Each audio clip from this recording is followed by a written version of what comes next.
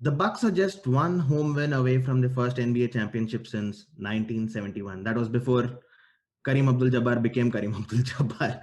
Chris Middleton, Giannis, and Jrue Holiday all contributed in what is a big win for the Bucks. All about Game 5 on today's episode. The Milwaukee Bucks came out victors 123 to 119. Giannis contributed 32, Middleton contributed 29, and Jrue contributed 27. And for the Phoenix Suns, it was Booker who contributed 40, and that was all. I mean, I know Chris Paul and Ayton did their bit, they got 20 odd points, but nothing like the trio of the Milwaukee Bucks. Yep. It was a team performance altogether. We spoke about how Phoenix had a better, well-rounded team, and the Bucks were top heavy. But well, the top heavy, if everyone turns up to the party, that's all that counts, right? We got to talk about Jrue Holiday before we even get into everything. He always turns up late to the party, doesn't he? I mean, if you remember, he was terrible against the Brooklyn Nets in the second round, and then in the final Game 7, he hit I think a few clutch threes. I think there were 3 of them, and that really turned things in the Bucks' favor. Against the Atlanta Hawks, Giannis went down. You thought that Bucks were not winning this because Trae Young was going crazy, and then Trae Young got injured. Yep. And you thought that, okay, Middleton and Jrue need to step up. Jrue did step up. He was a leader in that last 2 games. Yeah, but then, Yes. And they swept Atlanta Hawks in those last 2 games. It was pretty comfortable wins for them. Mm-hmm. And now we've been criticizing Jrue that, you gave Eric Bledsoe and you gave your entire future and 5 first-round picks and whatnot for Jrue Holiday. And where is Jrue Holiday? This is not what we got Jrue Holiday from. He's been amazing in defense, no denying that. But he was 4 out of 20 in Game 4, and we thought that, okay, he's not at all a good offensive player, and nothing's going in for him. And he just turned it around. Amazing performance in Game 5. 27 points, 13 assists, was it? And then a clutch steal of Booker in the dying minutes and the lob to Giannis to just finish the game. Yeah, that's the one. This is the Jrue Holiday we all know. In the end, he's finally turned up. Mm-hmm. Yeah, late bloomer throughout this season. And actually, I think maybe if they win the series, it'll get whitewashed a bit and you're going to look back at it with fonder recollection than otherwise, because he's been woefully inconsistent. They've given up a lot to get him, and it was a great move to get him, I thought. But he's been really inconsistent. However, he does show up in some big moments, and he's shown up at very opportune moments. So as long as it works for the team, they can build on that next year. Against Atlanta Hawks, Giannis sort of took care of a lot of stuff until he went down. And then when you needed someone to step up and close out the series, he was there. Middleton was there, Jrue Holiday was there. They ran the show. It was a good team. This series, they badly needed him to step up because they dropped 2 games. That's how they started the series. Yep. This is an incredible comeback so far, at least.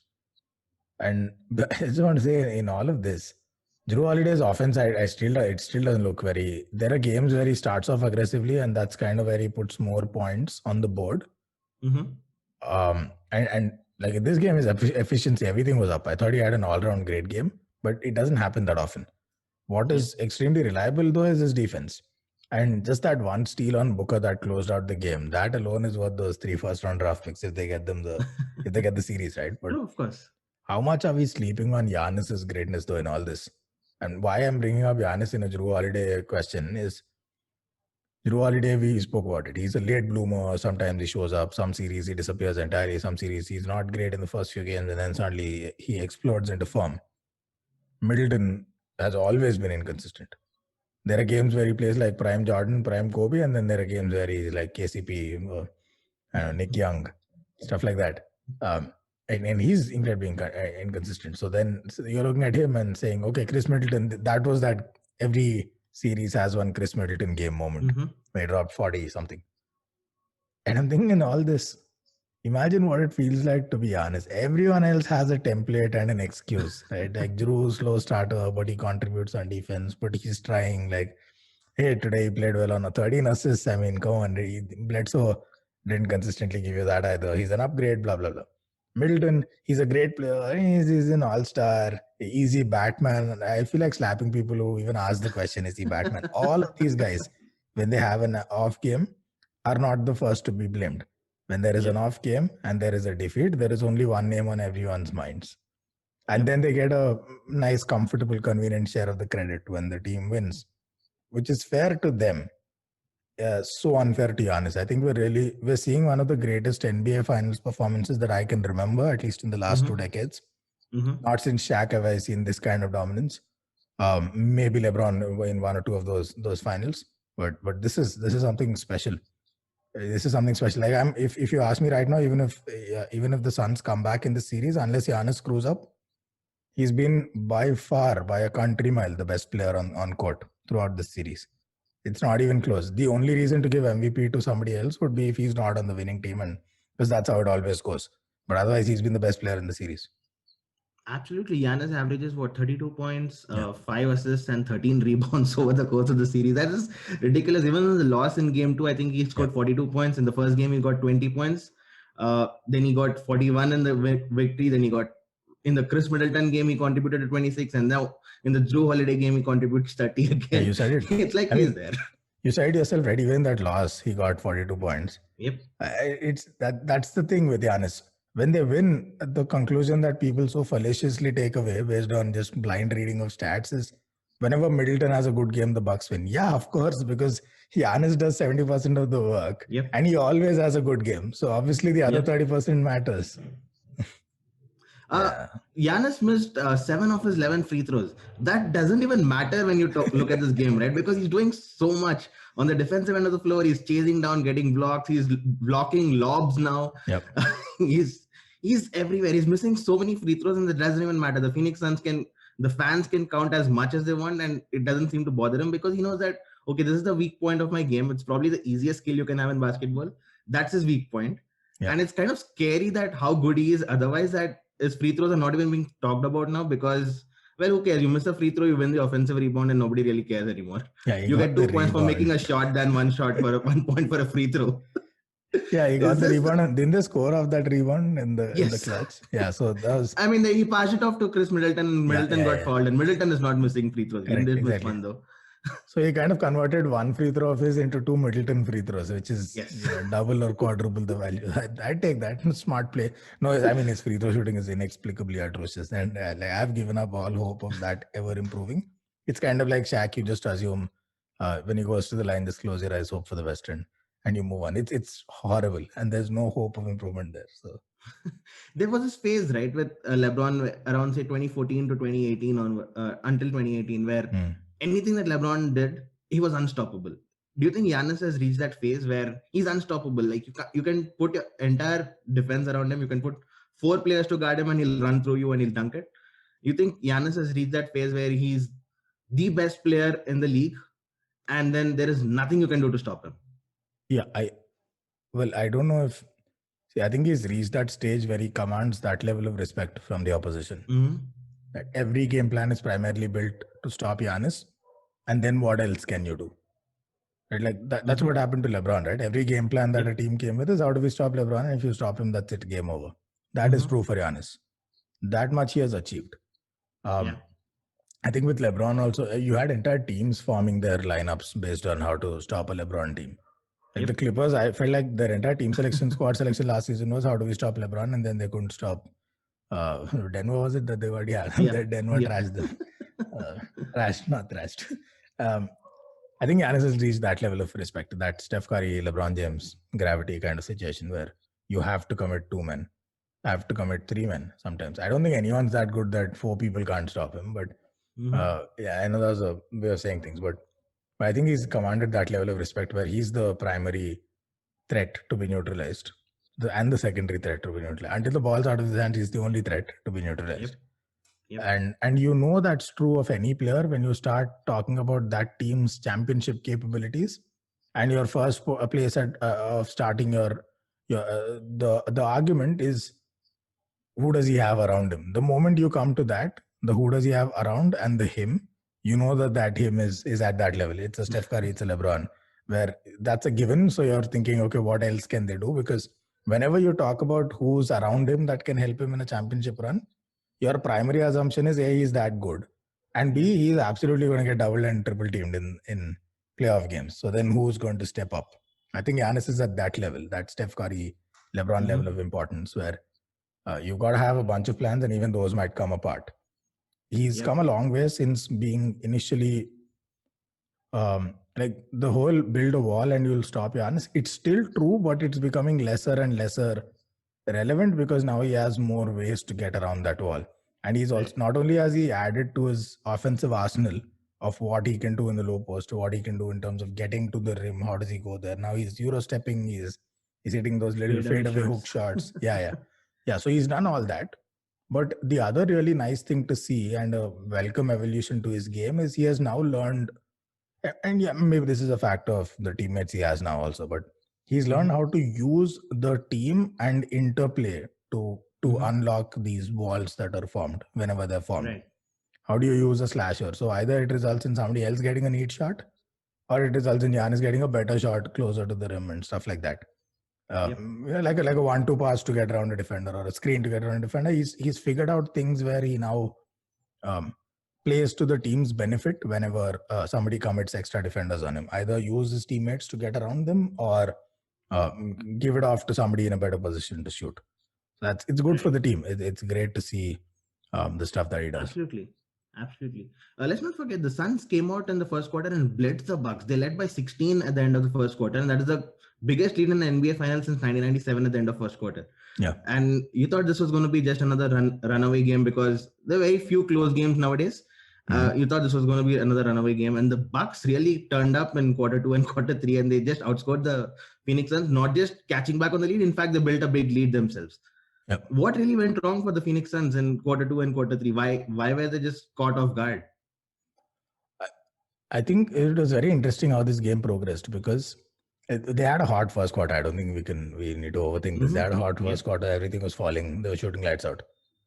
But ever since, what is really fascinating to me was once Milwaukee started mounting the comeback, it could just be a cold start. They didn't start very well, and then structurally they started coming back into it. But once they started mounting that comeback and they started shooting lights out, everyone's high efficiency. Giannis, Middleton, Jrue throughout the game. It's not like there was a hot streak that made up for it. So then once all of this happened, what was so interesting to me was both teams shied away from the three-point arc after that. They took threes only when they had to, when they needed an aggressive push. Because otherwise, this was all mid-range. This was all paint. And if you see the points in the paint, even Stevens, like single-digit difference. Fast break points, hardly any difference. Points off turnovers, hardly any difference. Any stat category that used to separate these two teams. Nothing much in it. Rebound, same thing. Offensive rebounds, more or less the same thing. And you go further and further and further down the list and you see the total threes attempted in this game, both teams combined, is less than what Houston Rockets would have shot in a game last season when they had Harden and Westbrook. Right? 47 3 attempts in a game. This season, Utah Jazz would have done it a few times. There's a bunch of teams that would have put up that kind of attempts. That was what was fascinating for me. Like how Milwaukee came back, turned it around, Houston, like Phoenix kind of crumbled. I don't want to say choke, but they're not doing very well under pressure, this Phoenix team. They started off hot in those first two games, but after that, I don't think they're dealing with adversity very well. Also, these are away games, so the crowd started getting into it, and then it became a negative reinforcement loop for them. They don't have a clutch defense. I mean, I don't know how else to phrase this. They don't have defense at the level of Milwaukee. And if you remember, that was the reason I banked so heavily on Milwaukee. I said, I'm giving them the slight edge because as any coach or even a casual viewer would tell you in playoff basketball, it's that much tougher to get a clutch stop than it is to get a clutch shot to go in. And that is an ability that the Milwaukee Bucks have. Now that we were talking about closeout moments in the game. Right. But why do we talk about closeout moments so much? Because of the level of intensity and pressure that's associated with them. I think an away crowd can play a big role in simulating that even mid-game. I think that's what we saw. We've been raving about Phoenix's crowd support. I think the Milwaukee fans were outstanding in game 3 and 4. True. So every point, it was that much tougher psychologically for the Suns to fight back. And I think what became demoralizing was they know Giannis is going to do this to them, but they were seeing in parallel Middleton's also getting everything to drop. And Jrue's coming in, and like Bobby Portis comes off the bench, swish, and it's a problem now because everyone's going. I think it's more of that than anything else. I don't think structurally a lot changed between game 3 and 4. We got to come back to Jrue Holiday because he had such a great game. And this is a stat that I read, and I want to put it out for you. When guarding Booker or CP3 this series, the duo averages 22 points per 100 possessions against Jrue Holiday. Whereas against the rest of the team, they average 40. That's the difference Jrue Holiday has been having. Chris Paul has had 10 turnovers against Jrue Holiday. Booker has had 8 turnovers. And this is a team that does not usually have too many turnovers. That guy has been amazing on defense. You can talk all about how bad he's been on offense before this game. But throughout the series, I think he's got Chris Paul locked down. He's been hounding him since at the other end of the basket, 94 feet down. He's been hounding Chris Paul, and that kind of tires you out after a while, right? And that kind of shows in Chris Paul's inefficiency, do you think? He's easily the toughest defender Chris Paul has faced as a 1-to-1 matchup in this entire season. Mm-hmm. And of course, we're talking about the postseason because regular season, who cares? Everyone plays everyone. But postseason, who have the Suns played really? They played the Lakers, where who was the toughest defender on Chris Paul at any point? Caruso, KCP, somebody like that. While, nobody really elite. All good, great, but nobody elite. True. Then the second round, they faced, man, I'm starting to forget who all these guys beat. Denver, right? Round 2? Yeah, they swept the Nuggets. Yeah, they swept the Nuggets. That was like a no contest. There's no Jamal Murray, and anyway, the Nuggets don't defend anyone. Forget Chris Paul. So it was Austin Rivers, and we just walked past that's him. Another Portland. Yeah, exactly. So that was time pass. Then they came to the finals. It was Clippers. This was like the first sort of challenging matchup. But who? Beverly, people like that. Yeah, he's gonna destroy them. There's nobody at that level to stop. To stop this guy, because I don't think Paul George was directly on Chris Paul at any point. So that Pat Beverly all the time, and there was a lot of trash talking, and you saw Beverly push Chris Paul and got physical. And the added incentive of Chris Paul going back to the Clippers, he has a point to prove there. Right. So all of that awesomeness. This is really the first time he's been well and truly tested. It's not looking very good for him that he's come undone at this stage. And any excuse anyone makes about how good Jrue Holiday is, it's the NBA Finals. Did you expect a YMCA team to show up? If you're going to call someone a point guard, and I have done that too in the past, then it should be on the table that you call out when he comes undone against quality opposition. It's the NBA Finals. Of course, the other guys are good. He's not been doing a very great job so far. It's not entirely on him. I'm not blaming the team's fortunes on him. I'm saying him individually at his level, whatever stuff he does very well that makes them such a good team, that's not been happening. Right. Even in the first 2 games, it was okay. It's good stuff, but it wasn't Chris Paul taking over. One game, maybe. One game. But I don't know. Jrue Holiday has done an amazing job, and I like this matchup. I like Jrue on Chris and Chris on Booker. See what I did there? Oh, wow. I'm really proud of myself. So I like Jrue Holiday on Chris Paul and Chris Middleton on Devin Booker. I think that's the best way that they can match up. And anywhere inside the paint, they've got Lopez and Giannis. That final play, I'm trying to. There are very few plays in finals history that gave me the kind of goosebumps that sequence gave. Jrue Holiday. First of all, they stifled the Suns. The steal was the outcome. It wasn't a singular event. Booker had nowhere to go, Yeah, exactly. They stifled it. They were just aimlessly rotating the ball across the perimeter, all around it. Booker had nowhere to go. He had to slash, run around, do whatever. Yeah, the shot clock was running out, so he had to do something. Correct. And he turned around, and before you know it, this guy just pounced. The second the ball was exposed, he pounced. That's experience. You can't teach that. It was also surprising that he went for the lob after that. I thought he would just run out the clock and draw a foul and then take 2 free throws. But then Giannis would not have had any of it because he was screaming, give me the ball, give me the ball. And I think Jrue Holiday would have been kicked out of Milwaukee if he didn't. But I think it was an amazing pass. Even from the drone cam, Giannis was like, you could hear those shrill shrieks. Like he had to lob it up. And only Giannis on that team, pretty much on that floor. I don't think anyone else could have really finished off that dunk because it takes speed and it takes leaping ability, I think. And it was Chris Paul running behind. Chris Paul is like 6 feet. He's defender was no contest. Feet. But I think even to get that lob, it was quite a high lob. I thought it'd be a miss. I thought Jrue overthrew it because the camera angle was weird. I couldn't see where Giannis was, right? So until he came to the ball. So we were kind of just only looking at Jrue in isolation. So I thought he put a little too much strength on it. Best case scenario, maybe Giannis comes down with a sort of rebound and then sees what he can do under the rim. Or maybe some kind of catch and then try and finger roll it or something. But Giannis dunked it in full speed and then hung on to the rim. He landed and he flexed. It was poetic. Yeah, it was. And Jrue Holiday did say that. He said that when I saw Giannis screaming for it, I threw it as high as possible that only Giannis could reach it. And he saw that the other guy was Yeah, yeah, Chris Paul and like he had no yeah. chance. And he drew the foul as well. That was when he missed the free throw and got the offensive rebound. So I'll take that any day. The Yep. Suns are now just one loss away from losing the NBA championship and they'll go back to the drawing board. Do you think the Bucks can close it out at home? And they should, right? It's a home Yeah, game. they should. They're very Yes. strong at home. They rarely lose at home. That crowd is going to be as loud as possible. Do you think it's over in 6 now? I think so. I think so. And I think the Suns have made this as tough on themselves as possible. Can they do it still? Yes. They're still a bloody good team. It's about figuring out a way to engineer one win because then the pressure is right back on Milwaukee. They have to come to Phoenix to play game 7. Yep. So it's still doable. And the right game plan can still get them through. Their biggest problem, man, is they don't have an answer to Giannis. And to be honest, the biggest critique on Monty Williams is going to be that he didn't try the obvious routes.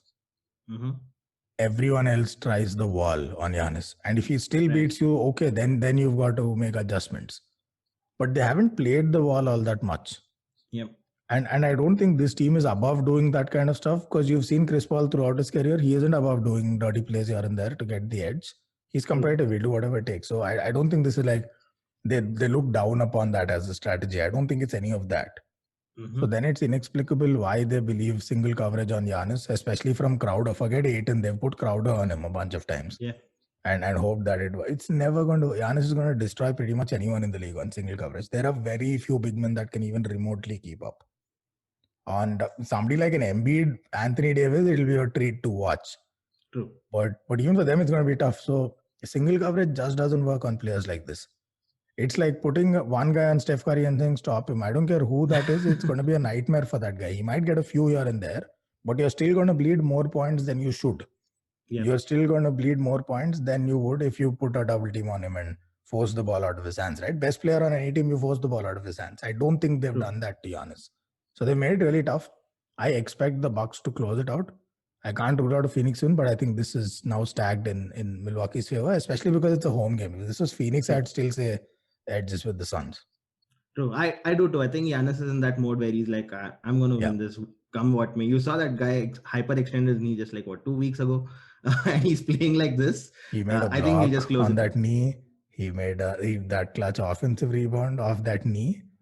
I mean, there was a chase down block in game 1, if you remember that, because it got overshadowed by the crazy block on Ayton later on. But there was a chase down block in game 1, which was almost LeBron. That was as good as LeBron's, by the way. Yeah, it's just that LeBron was in a game 7, but this and it resulted in a loss, so it kind of got overlooked. Correct. Yeah, I think Giannis is. I think they will close it out in game 6 as well. We'll see how that goes. We'll see if the Phoenix Suns can make a comeback. But that's all on today's episode, and I'll catch you soon. Bye. Peace.